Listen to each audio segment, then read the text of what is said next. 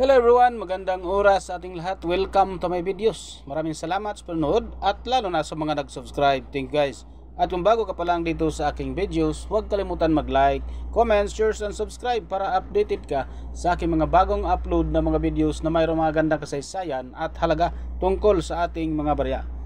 Guys, ito yung ating coins ngayon guys, ang 5 para ng Yugoslavia na mayroong taon na 1965. Share ko sa inyo guys ang napagandang history nito. Tapusin lang ang video guys para malaman natin ang tungkol dito sa baryang ito guys. In the world of numismatics, every coin tells a story of a nation, its history and its people. Today, we'll dive into the fascinating story of the 1965 5 para coin from Yugoslavia, a small yet significant piece of bygone era. Yugoslavia, a socialist federation formed after World War II, consisted of 6 republics: Bosnia and Herzegovina, Croatia, Macedonia, Montenegro, Serbia, and Slovenia.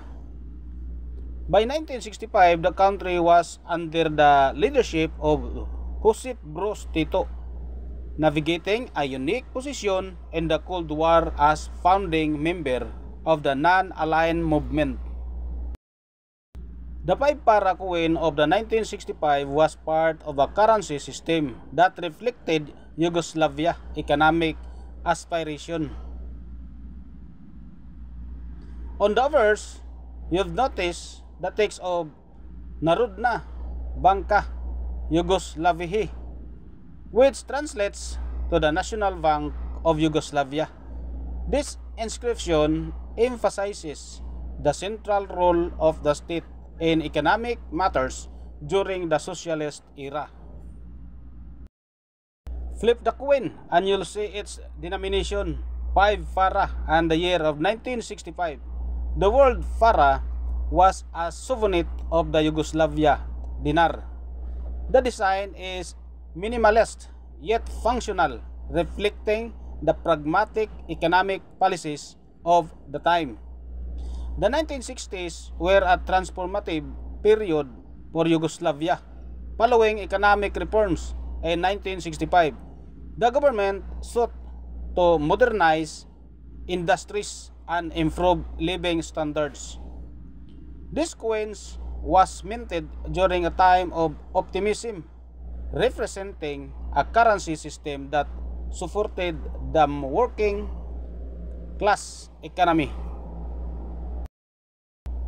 Interestingly, the 5 para coin was made of aluminum, a lightweight yet durable materials.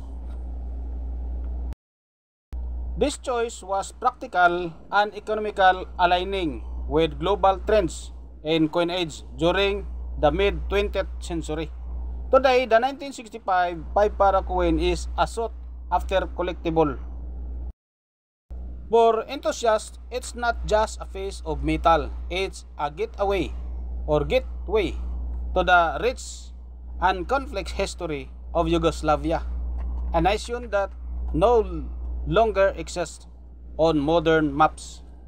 This small coin holds a big story of a country, its people, and its journey through history.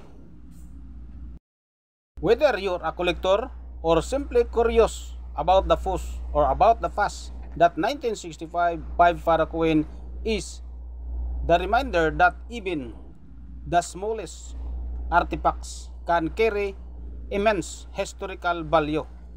The 1965 para coin of Yugoslavia is relatively common among collectors, with a mintage of approximately 16.2 million, with a price of very fine approximately $0.26 US, with the extra fine approximately $0.51 US, and the uncirculated condition approximately $0.67 US, and in the eBay platform with selling price of $0.99 US up to $4.49 US.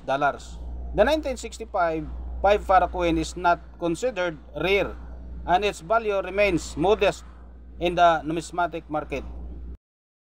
Don't forget to like, comment, share, and subscribe for more stories from history and numismatics. God bless everyone.